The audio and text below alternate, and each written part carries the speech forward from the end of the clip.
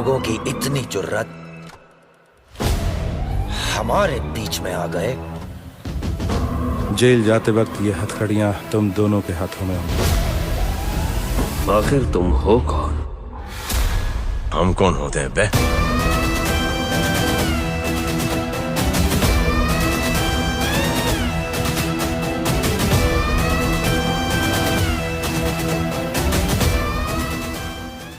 नमस्कार दोस्तों, एक बार फिर से आप सभी का स्वागत है बॉलीग्राड स्टूडियोज में और मैं हूं आपके साथ अनुष्का त्यागी। ये कहानी उस वक्त की है जब हिंदुस्तान में मौजूद कारगिल की ऊंची पहाड़ियों पर दुश्मन देश के 5000 से भी ज्यादा सैनिकों ने घुसपैठ कर अपना कब्जा जमा लिया था।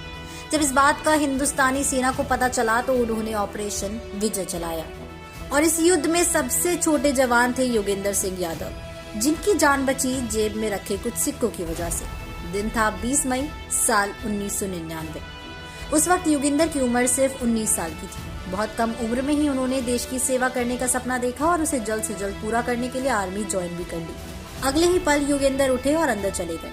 बाहर आए तो अपनी जवान की यूनिफॉर्म में। माँ से वापस लौटने का वादा करके वो वहाँ से चले गए। हेडक्वार्टर पहुँचने के बाद योगेंद्र को दुश्मन देश के कारनामे का पता चला और उनके बटालियन को द्रास सेक्टर तोलोलिंग की पहाड़ी पर जीत हासिल करने का ऑर्डर मिला, जो पाकिस्तान के कब्जे में थी। योगेंद्र ने पूरी बटालियन के साथ पहाड़ी चढ़ने की तैयारी शुरू कर दी थी। इसमें टोटल 22 सैनिक मौजूद थे। कुछ दूर पहुंचते ही उन्हें पाकिस्तानी सेना के जवानों का सामना करना पड़ा और अगले 10 मिनट के अंदर ही योगेंद्र और उनकी पलटन ने 5 पाकिस्तानी सैनिकों को मौत के घाट उतार दिया।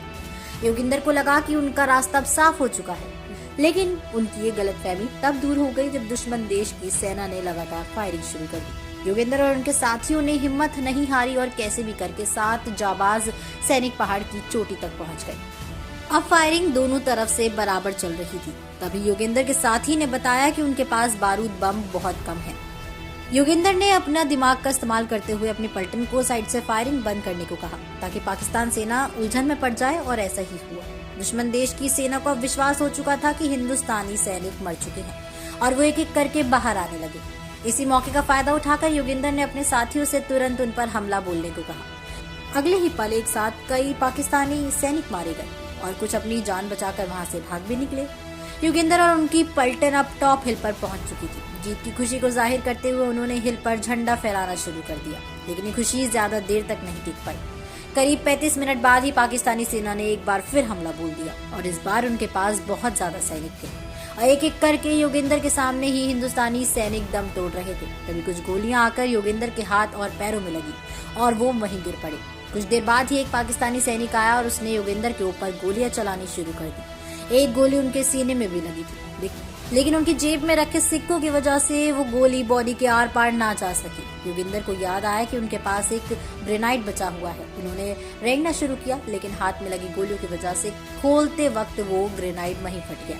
हिम्मत देखते हुए योगेंद्र ने अपने साथियों की राइफल उठाई और ताबड़तोड़ फायरिंग शुरू कर दी थी, लेकिन अगले ही पल वो लुढ़क कर नीचे गिर गए। योगेंद्र के पास उस वक्त आधा पैकेट बिस्किट बचा था, जिसके सहारे वो 72 घंटे तक जिंदा रहे थे। तब योगेंद्र को होश आया तो उन्होंने खुद को हॉस्पिटल में पाया था और उन्हें ये पता चला कि हमारे देश ने एक बार फिर कारगिल पर अपनी जीत हासिल कर ली है। कुछ ऐसी ही होने वाली है दोस्तों फिल्म जवान की कहानी भी, जिसमें शाहरुख खान एक जवान के रोल में नजर आने वाले हैं। दोस्तों, आप हमें कमेंट सेक्शन में बताइए कि आपको हमारी आज की कहानी कैसी लगी है। साथ ही अगर वीडियो पसंद आई है तो उसको लाइक और शेयर करना बिल्कुल न भूलें। हमारी आज की राइटर है जयश्री।